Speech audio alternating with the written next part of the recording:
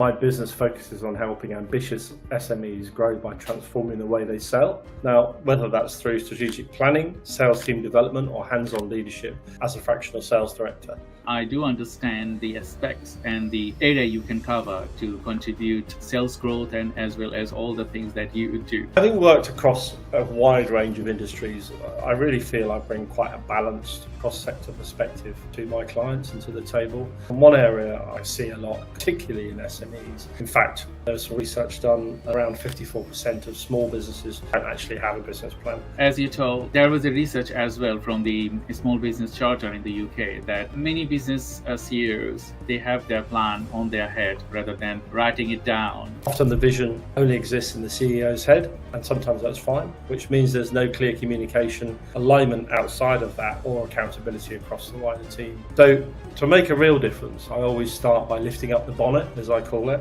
and understanding the business. Design and embed is the two critical things that you have to do. If you are not a good designer, and if you do not know how to embed things with the culture, with the mentality, it's fell apart.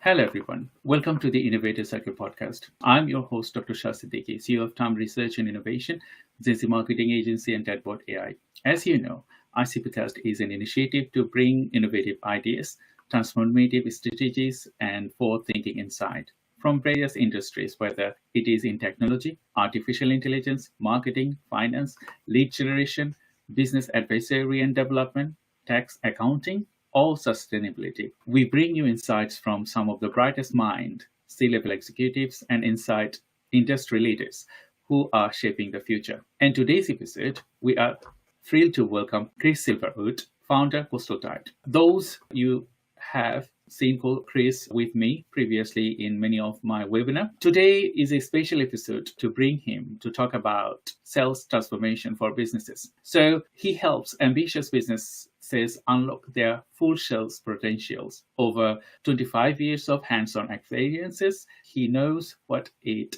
takes to drive real, sustainable growth and keep the momentum going. As an organization, Coastal Tide offers tailored consultancy services from strategic business planning and organizational transformation to market expansion. Their Fractional sales director service gives you access to seasoned sales leadership exactly when you need it, without the cost of commitment for a full-time hire. So, to all our viewers, get ready for practical strategies, insightful discussion, and fresh ideas to help you grow, succeed, and make an impact.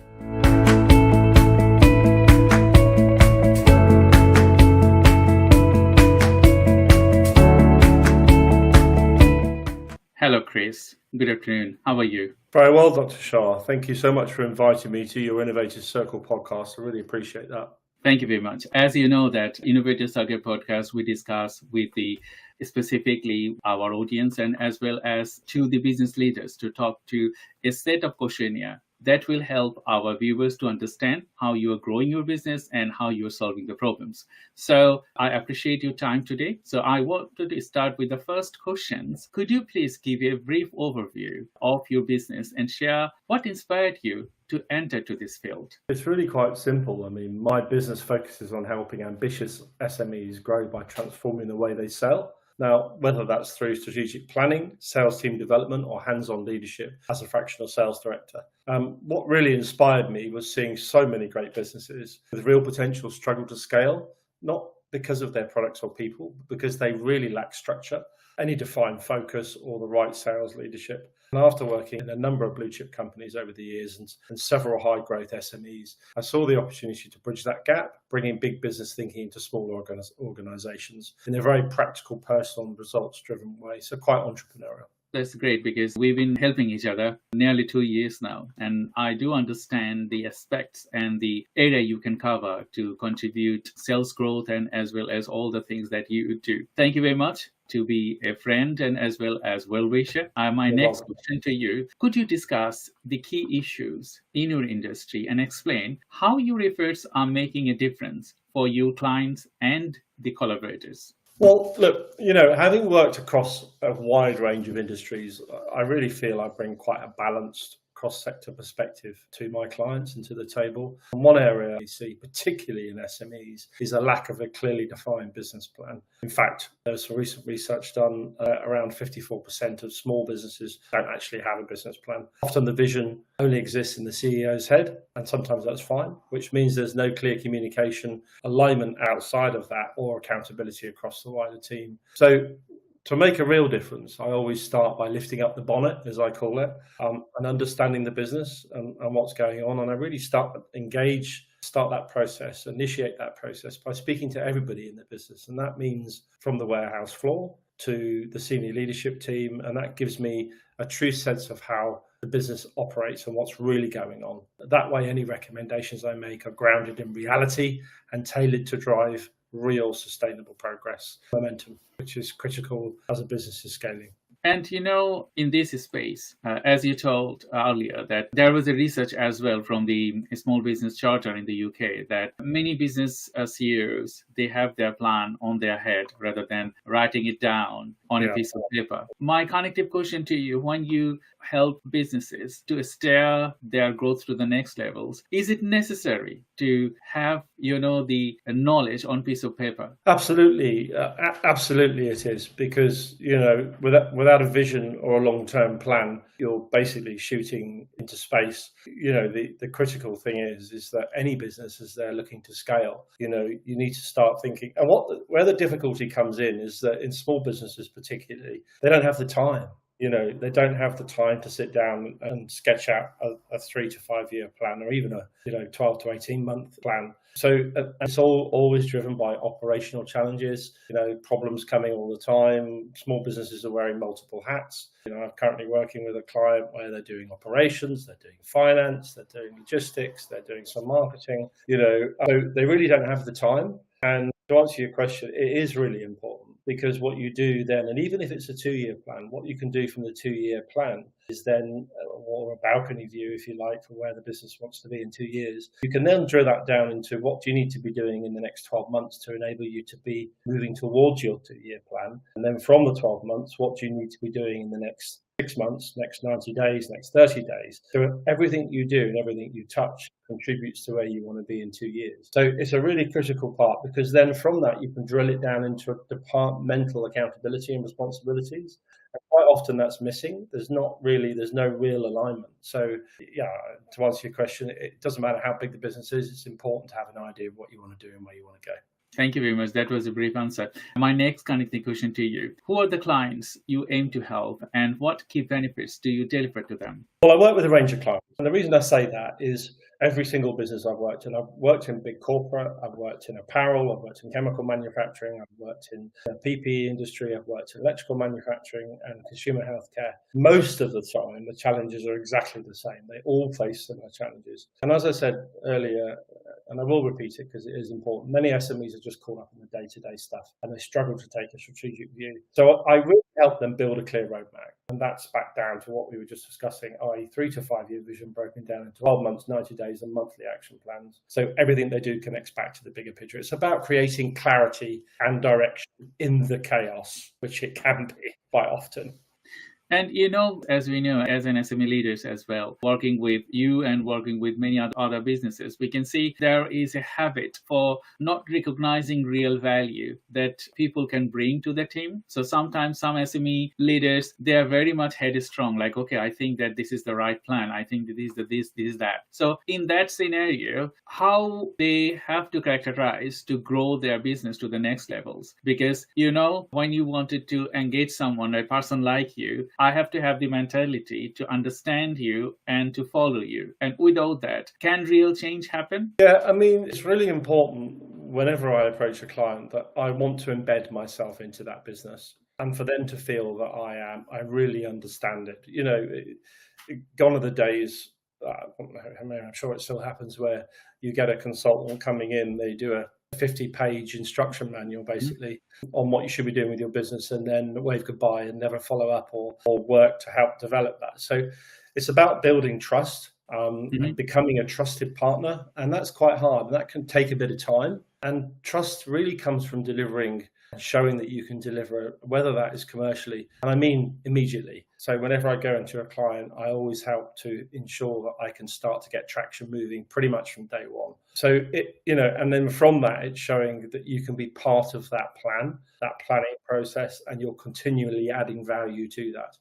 That's, again, it's about creating clarity in all the chaos which sometimes happens. I really appreciate your answer, because why did I ask you this question? Because sometimes some people, they think, okay, we need a quick fix, until you understand them properly, and as well as until you become a friend of that business or CEO or anyone, real change will not happen. And the way you answer these questions, I think our viewers, you will understand that whenever you wanted to work with someone, the real change can only happen if both of the person are on the same page. Otherwise, yeah, that's so true. And they've got to want change to happen. It's very different mindset. The best relationships I've had with clients that I've worked with are the ones where they say to me, Chris, I want you to be controversial with me. I want you to tell me where I'm going wrong. I want to hear, I don't want you to be a yes man. I want you to tell me that this isn't right or that isn't right. The ones that are willing to be open and vulnerable are more often than not the clients that are going to succeed in the end. The arrogance sometimes that sits around certain businesses can really be a stop sign for their growth and can limit their growth potentially. So it's about being very open and very honest and transparent in everything that I do and in that communication. It's really fascinating, Chris, our talking. So I think our viewers, you also like to hear more from Chris, and we're going to be having a very good session today. So my next questions: what makes your approach unique in helping these clients to achieve these outcomes? Really good question, and I think perhaps I've answered that in some of the other areas we have talked about so far. But I feel I combine real world experience, and I'm a very practical person, with an external perspective, which helps me quickly pinpoint what's blocking growth, what's getting in the way of growth. And sometimes that can be attitudes, actually. But more importantly, I work alongside the team, not just advising from the sidelines. It's a real hands-on, sleeves rolled up approach that's focused on practical, high impact changes that deliver measurable results. And that's what makes it stick. Everything needs to be measured. One of the areas that businesses really like is, and they don't have them. In fact, 8 out of 10 businesses I've worked with don't have a business scorecard. Now, I don't want this to sound like a very theory-based consultant approach. It's not. When I say a business scorecard, I say, what are the key metrics that business wants to measure that's going to really quantify their success? And are they measured on a regular basis? And then everybody's accountable. Businesses, and I've worked with, I've been working with a relatively small business recently. Prior to that, I think there was a business turning over about £2 million a few years ago. And what their biggest challenge was that nobody was talking to each other. Technology has prevented some real engagement. And, what I managed to do was to really encourage that business to sit down and have a face-to-face meeting on a regular basis and be accountable for the areas that they were responsible for. And, with that process, continually talking. If you go into a meeting on week one, you have certain tasks that you have to achieve, and there's another face-to-face coming up in week 2. You don't want to sit there and say nothing's been achieved. And if it hasn't, and for all the right reasons, then you've got a collective buy-in from the business about how to manage that challenge. So it's about communication. And again, there's 2 words: communication and openness. Thank you, Chris, because you just raised your points now.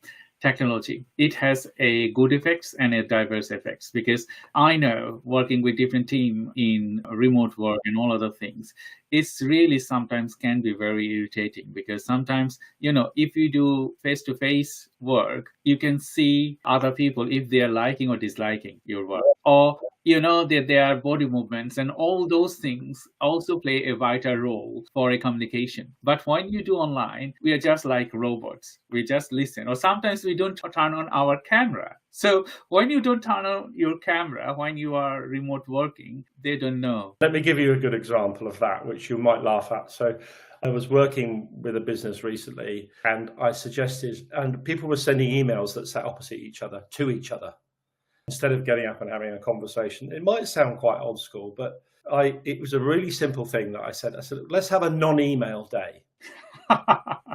So we have one day when nobody sends an email to each other. You have to get up, from your seat and you have to have a conversation. It was a bit of fun, but actually it was about driving a serious message around, let's stop this noise and let's really start engaging back.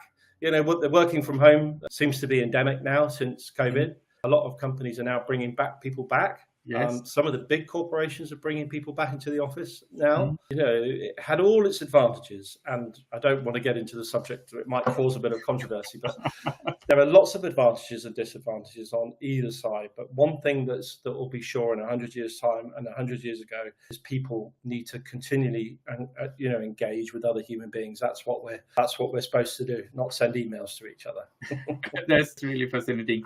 Thank you very much for your efforts to have a non-email day. I think that was a great example. So my next question, because I know that you are a deal maker, you are a partnership maker. So are partnerships part of your business model? And from your partner's perspective, what benefits make you an ideal collaborator? Partnerships are at the heart of how I work. I'm not the kind of individual personally, not even, with my family or even when I'm working with clients who just drops in. Not that I'm saying I give my daughter a PowerPoint presentation and disappear, but, I'm not the sort of person that does that. And, clients, I hope, see me as a true commercial partner because I can bring that real clarity and delivery. I'm just as invested in their success as they are. And that trust comes from being focused on outcomes and showing up. So turning up consistently. I've worked with other consultants over the years and everything's done pretty remotely, and, people want to see your face. So it's about showing up and being present. And when I say showing up, not necessarily physically all the time, but just being contactable, being on the end of the phone if there's an issue.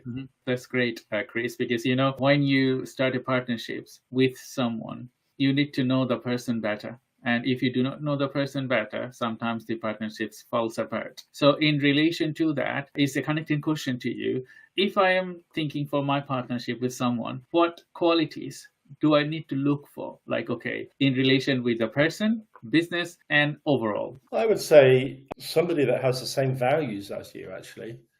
Somebody that shares the same values as you do. Complete openness and honesty and transparency. When things don't feel right, you feel comfortable in saying they don't feel right on both sides of the table. And I remember I was in a conversation where one of my clients said to me, somebody from finance keeps coming into my office and gives me loads of problems, and I go home with more problems than I started the day with. I said, look at it like monkeys. And this is not from me, by the way. This is a quote. I can't remember who from, but he said, consider problems like monkeys. He said, if somebody comes into your office and there's a load of monkeys jumping around and they land on your back, that's not good. He said, they need to leave with their own monkeys. So if they walk in with 2 monkeys, they leave with their 2 monkeys, but they work out a process of how to deal with it. So this is about, again, accountability, responsibility. People are very good at giving you their problems and telling you to go and solve them because it's just easy. Things in life are easy to do and they're easy not to do. There's one bit of advice, that'll be it for today. And it's easy to pass your problem over to somebody else. It's also easy not to, and to manage it and to find a way of dealing with it. But it all comes down to personality types. I mean, you have to be a little bit flexible with it, because I don't know if you know anything about color profiling, Dr. Shah, but yes. But I went through a process years ago. In fact, I was looking at it last night, and it wrote a color profiling of me that was written in 2008. Now, I reread it in 2025, and everything it said about me still stands true. So, I don't know if any of your audience understand it. I'm sure they do. But, there are different, in the color profiling, you have red, blue, yellow, and green. And it's about what sort of person you are. Now, just because you're a red person, doesn't mean you're any better than a green, yellow, or blue person. It's just the way they think. A prime example, if I use the color profiling as an example, is a naturally blue person will be into the detail. A naturally red person will not. They will just want stuff. They just want stuff done yesterday. Whereas a blue person needs a little bit of time to reflect on that, come up with, do some thinking. So, and even though that was a process that a lot of small businesses probably can't get involved in, because it is quite expensive to do that. It's nothing new.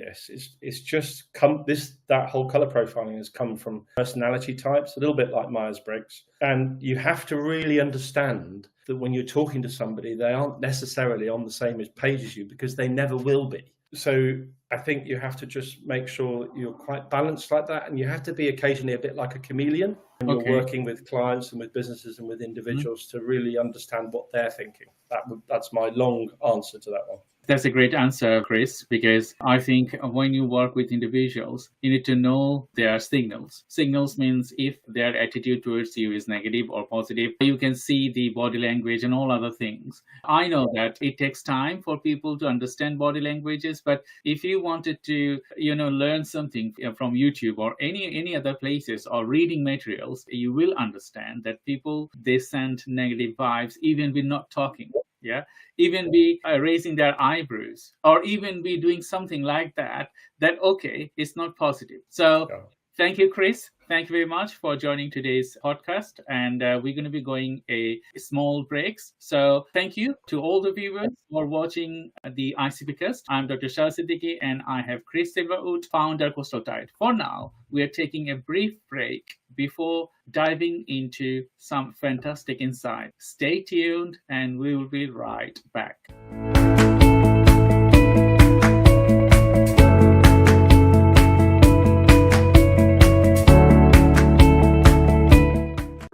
Great conversations start with thought-provoking ideas, and visionary leaders turn them into reality. Meet Dr. Shah Siddiqui, an entrepreneur, AI strategist, and business growth partner dedicated to helping professionals and companies push boundaries, innovate, and thrive to drive transformation. Did you know that 92% of executives consider digital transformation and AI adaptation are essential for staying competitive in today's market? Furthermore, companies that use data-driven insights for decision-making also see a 23% boost in profitability compared to those that don't. Through ICPcast, we bring together the brightest minds in AI, business, finance, marketing, and other tentative fields to deliver strategies that drive measurable success. Dr. Shah is the founder and C-level executive and leads multiple startups, including Gen Z marketing agency, Neurodivergent Business Consortium, NBC, Time Research and Innovation, TRI, and Green Threads DPP. He is AI and technology expert and helps businesses harness AI for scalability and efficiency. He is a sales and business growth strategist and the creator of the Sales Funnel Accelerator, SFA program, to guide C-suite executives to maximize conversions and revenue. You might be surprised to learn innovation isn't just about your ideas. It's about execution. In fact, only 10% of companies successfully turn their innovative ideas into scalable strategies, while the rest struggle with execution. Businesses that focus on effective implementation rather than just ideation 3 times more likely to outperform their competitors. After working with industry leaders and disruptors, I have learned one thing: success isn't just about what you know, it's about how you apply it. That's why I created Sales Funnel Accelerator and ICPcast to provide actionable insights that you can apply right way to drive business growth and innovation. Podcasting is now one of the most powerful tools for business influence, with 80% of listeners taking action after hearing expert insights. And when it comes to driving sales, 78% of social sellers outperform peers who don't use social media for business networking. Are you ready to be the part of the conversation that is shaping the future of business? Let's explore innovation, strategy, and leadership together. Book your cast with me today.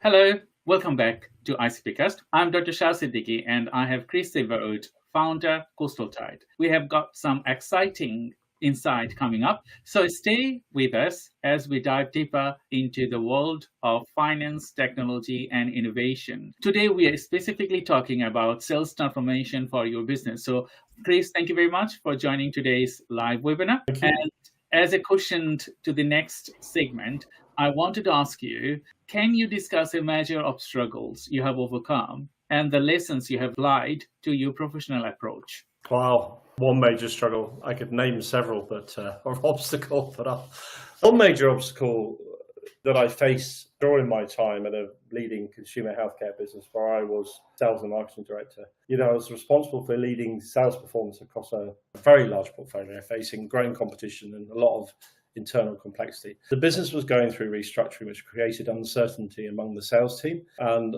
disrupted established customer relationships because they could feel. It's funny how that it can get felt externally because the front-facing salespeople are feeling a bit nervous about what's happening, and that affects sometimes how the relationships are. So I was tasked with stabilizing that performance effectively whilst navigating the change that the organization had to face. So I focused first on regaining clarity, revisiting how the customers were segmented, resetting KPIs, and ensuring the team had their toolbox, the right tools for them to do their job properly. More often than not, challenges are around, the big frustrations with sales teams internally and externally is they feel they don't have the tools to do their job. And that might be an effective CRM system. It might be effective product information. It might be they haven't had sufficient training, so they don't feel confident about talking about the product range. It could be a number of things. And the way I do that with clients is I do an analysis where I get, especially with this one, and is I went out with each of the individual salespeople and then had a look at their capabilities and where the issues were and how I could help train and develop them and where the gaps were. I also worked closely with cross-functional teams in marketing, supply chain and medical to ensure they were all aligned, and that helped us restore consistency in messaging and ultimately in customer service. So through that, I managed to reverse declining sales trends and restore the momentum. And I say momentum, that is my favorite word, across businesses. Every business wants to get momentum, and it's how you keep chipping away and doing something and achieving something. Those achievements in small businesses don't need to be massive milestones, but they have to, as I was saying earlier in the first part of this podcast, they have to all be aligned with where that business wants to be in 2 years' time, even what they're doing today. So, that's important. So with this company that I was in at the moment, I built some trust, and that really laid the groundwork for improvement. So the key lesson was, in terms of disruption, I suppose, strong leadership means cutting through all that complexity, really giving clarity and supporting people, holding people up through that change and making them feel valued. That mindset still guides me really in how I approach transformation work with SMEs today. Building a new sales strategy or turning around team underperformance, the fundamentals are still very much the same. Thank you, Chris. It was a great explanation. My connecting question, how do you measure the success of your work, both for your business and for your clients you serve? For me, success is always measured in two ways: commercial impact and capability uplift. But the other thing that I was told once that's never left me is you're either making money as a business or you're saving money. So, your role as an external consultant to a client is to help them make more money or to help them save money. And that's it. And for the client, that means hitting sales metrics. Now, that could be revenue growth, margin improvement, or customer retention or acquisition, and doing so in a way that leaves their team stronger, more focused, and self-sufficient. So for my own business, success is when a client no longer needs me day to day because I've embedded the right behaviors, the structure and momentum to keep going. That for me is a success. I don't want to work with a client where I have to be there as an advisory role ongoing, because I want them to feel confident enough that they can put on their own shoes and drive the business forward themselves. Mm-hmm. That's great, Chris. So my next question, can you share a story of a particularly rewarding project or client success that highlights your impact? So one particularly rewarding project was with a mid-sized healthcare business where sales had flatlined despite a strong product range, no clear commercial rhythm or drumbeat, just a lot of activity with no direction. So again, what we were saying earlier, it's a bit like your first go at clay pigeon shooting when you don't hit any of the clays but you just keep shooting anyway because you think you might. So I worked with the leadership team to define the sales strategy, introduce a structured pipeline process, and then coach the team on value-based selling, really understanding what you're doing and understanding the pain points of customers. And within 6.5 months, they saw a 23% uplift in conversion rates and re-engaged 2 major accounts that they had thought they had lost and for all intents and purposes, had written off. But the real win was cultural. The team shifted from chasing deals to confidently managing growth. So rather than being reactive, being very proactive. And that's what transformation is. And it is what makes my work so fulfilling with clients. That was a great example. I think your clients and your approach make them extraordinary and achieving these successes. So my next kind of question to you, what skills or traits do you think have been most important to your success as an innovator? So skills and qualities have been the most critical. I would say clarity and momentum. You know, I feel I've developed a real knack for spotting what's holding a business back and then cutting through the BS or the noise to align the people and the priorities. That's what drives results. You know, I've worked across a lot of sectors, and while the products change, the patterns of underperformance, are often the same. You know, lack of focus, fragmented effort, and low confidence. You know, always looking for those things because they're all very critical in the areas that cause issues. So I really help create strategic teams, and they believe in me. You know, it's not about designing change, it's about embedding it. That's a great point of view because, you know, design and embed is the two critical things that you have to do. If you are not a good designer and if you do not know how to embed things with the culture, with the mentality, it's fell apart. So in relation to design and embed culture to specifically sales growth, how do you define them, or how do you change them? Because there are going to be some constraints. Some people, they don't want to change. Some people, they don't want to learn. So in that scenario, what tactics do you use? It's not a magic wand. It's about seeing and making people understand what's in it for them. That's it. You know, it's not a book of tactics or theories. It's literally, you know, change is all about adapting to change.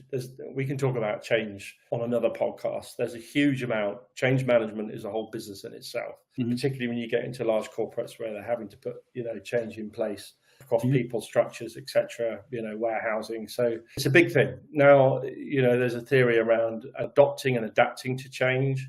How is that most effective? You know, the old school of thought was get on board or leave the ship. You know, I think really it's about, now sometimes that has to happen. You know, if there's a radical change in a business that's required, then obviously, and people are your biggest cost, then obviously, you know, that's when restructuring can really result in, you know, unfortunately for all the wrong and right reasons, for people not to be in a business anymore. But generally, when you're working with SMEs, designing change, it's getting people on board and really explaining why you're doing it. More often than not, the frustration with people comes from the fact that they don't understand why things are happening, or they haven't been told, or it just comes from the top down.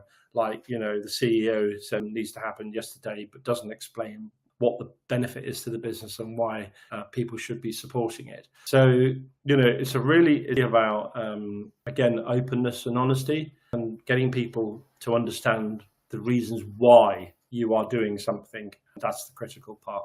That's a great explanation, Chris. And viewers, I think you're enjoying our podcast. We have a few more questions to ask, and then we will have a fun part asking Chris about some personal questions. So my next and last questions, what advice would you give to aspiring entrepreneur looking to make a mark in your field? Back yourself. Make sure that you've got the experience that you can add that value. And earn the confidence by getting close to the commercial reality. Too many aspiring entrepreneurs focus on the big visions without deeply understanding how value is created and then converting that value into sales or revenue. So, you know, some areas that I would say to answer that question in terms of maybe critical success factors or a bit of advice is, you know, spend time with customers. CEOs, I worked with a company that was a £30 million business. The CEO never once met any of his customers, spent all his time in the office.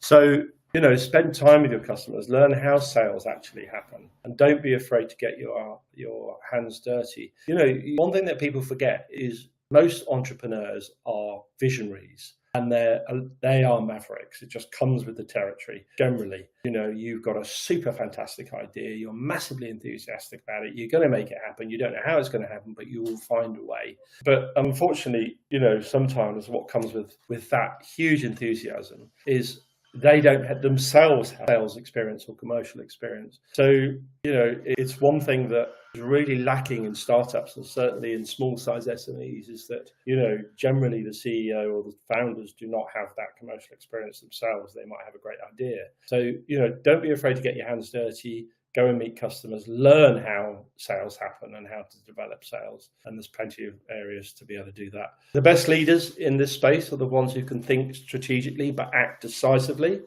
And remember, momentum beats perfection, hands down, every time. Just keep doing, making things happen. That was a great explanation, Chris. And I think viewers, you will love to hear more from Chris. So we're just going to go to the fun parts now. In this segment, we're going to be asking some questions to you to understand your social interactions as well as your personal life. So my first question, don't laugh and don't get angry because it's just for fun. Yeah. So my first question, do you cook? I love cooking. So in fact, back in the day, I was fortunate enough to get it was a gift actually when I left a big company, a morning cookery session at Le Manoir de 𝐜𝐨𝐧𝐬𝐮 in Oxford. And I learned how to cook a souffle. I learned how to cook a number of things. And then slightly confidently, I then decided the following weekend to have a dinner party where I would attempt to share my found skills of cooking a souffle. And fortunately for me, most of them didn't end up flat. They did raise. Next question. This is a little bit unusual question because crocodile. People eat crocodile meat. Okay. And you know that in Saudi Arabia or Middle East, they eat lizards. Some sort of lizards. So some sort of lizards, they called it shanda. Right. They eat lizards there. I ask you to choose crocodile or lizards. Which one you would like to cook? Oh, right. That's like a question somebody asked in an interview. Like, if you were a dinosaur, what dinosaur would you be? I mean, I don't know. It's a terrifying art. I don't know there's no right or wrong answer. I think I would be a crocodile, only because they have survived for so long. They come from prehistoric times. They've survived for so long, and that's pretty much it.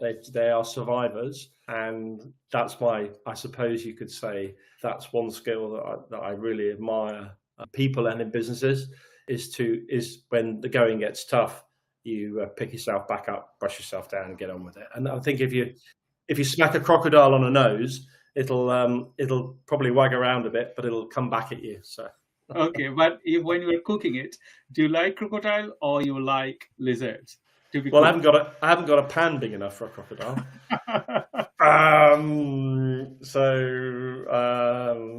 I don't know, and I'd imagine that to actually catch a crocodile in the first place would be a bit of a challenge. That's good. Do you play footballs? Football? Yeah. No. I used to be a rower, so I used to row on the Thames in Oxford years ago. I'm not a golfer because I don't want to chase a little ball around 18 different holes for most of the day. Sorry to any golfers, by the way. So yeah, I like I still do a bit of rowing, a bit of cycling, and recently kayaking. Living down in Dorset, it's so lovely to be able to do that. So yeah. Mm-hmm. So when is a time for you to decide to get your mind cool when you are very angry? What you do? I usually go to the gym. Okay. Or go for a walk. And in fact, share a little story. So last week, my father passed away about 15 years ago. And I went to a beach and watched the sunrise at 4:20 a.m. for the longest day. And it was the same day that my father passed away 15 years ago. And it was the most calming experience. So, whilst the gym is quite useful, for me, I quite like to just get into nature. And quite often, if I'm not working, you'll find me bobbing up and down in the sea, generally. Okay. That was all the questions that I would ask you. And thank you very much, Chris. You're welcome. For the Innovator Circuit podcast.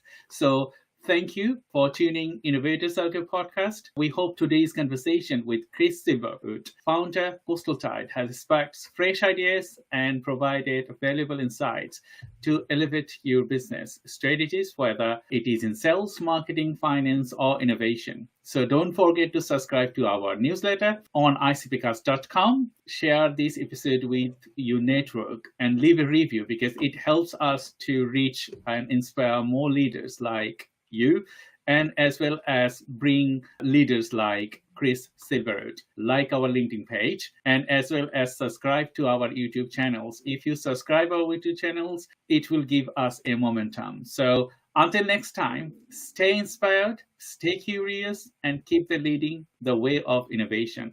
Thank you, Chris. And thank you very much. And bye-bye. Thank you. Bye-bye.